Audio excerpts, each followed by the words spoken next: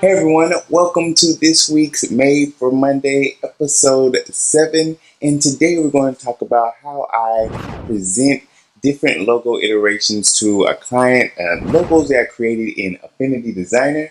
But mainly what we're going to talk about is the cool interaction that I created within Webflow that allow me to create different background colors for each logo set. But before we get into that, let's check out some of the sketches for these logos.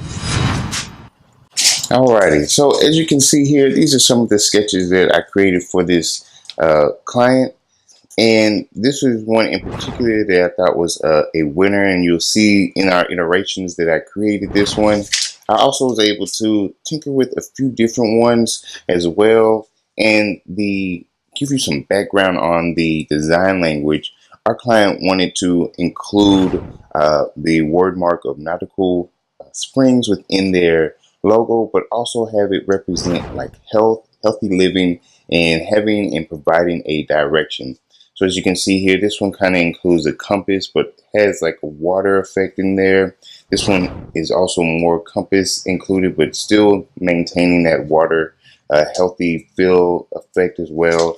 And this one is just a more modern look, kind of giving it, pushing it more towards a mark that allows the client to have something to just place on a t-shirt as a standalone icon.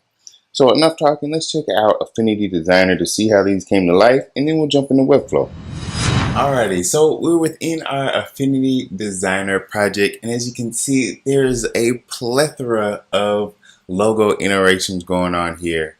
And the first one, to be honest, this is where it initially began. These ideas here, just playing with different font types and font families and trying to figure out what direction. And as you can see, this is one of the iterations that I came upon that I really began to fall in love with, began tinkering with this in idea, and ultimately fell in love with this idea for our client. But continue to explore, and so I have multiple different iterations, and so I wanted to be able to provide these iterations within one Webflow project with some cool interactions. So let's check out our Webflow project. So as you can see here, there's just, what is that, 4 sections that contains 4 different iteration ideas. But one of the cool things I wanted to present to this client is what these logos will look like in different sets or different background interactions. And so this is what the final interaction looks like. As you can see, when the user scrolls down, this text here scrolls up and fades away. And also, if a user hovers over a logo, it has some 3D transform added to it. But most importantly, or the coolest thing I think, is the background changing, so that each logo set has its own background. And when you scroll through, you can see the changes and how the logo sits within those background changes.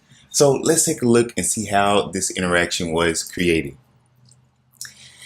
So in our top div block, we have all of the backgrounds. Our initial background is C background underscore underscore block.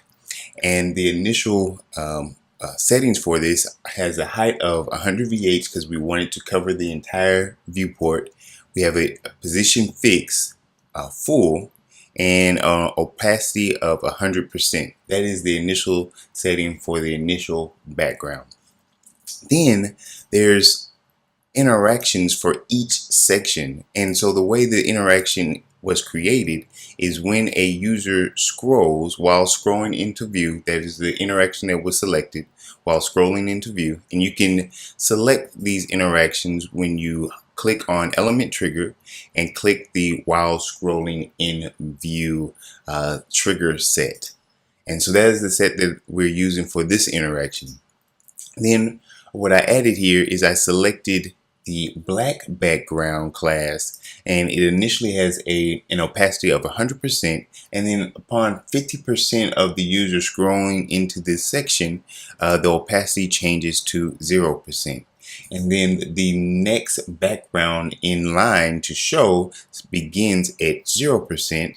And then that blue gradient background scrolls and becomes 100% opacity. And we can then toggle this live preview to see how that interaction looks. So as we scroll through and we get to the next section, and you can see here, it scrolls and the opacity changes to 100% for the blue background. So that's how that interaction was created. And to give you additional insight, the blue gradient background has a height of 100 VH, position fixed, full, but it has an opacity of 0%. So that's its initial setting, and that's the initial setting for all backgrounds outside of the black background.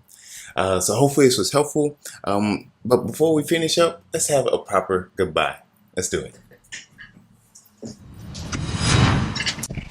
Pretty cool. So as you saw, we created an interaction where the background changed as the user scrolled down the page by changing the opacity of the background each section.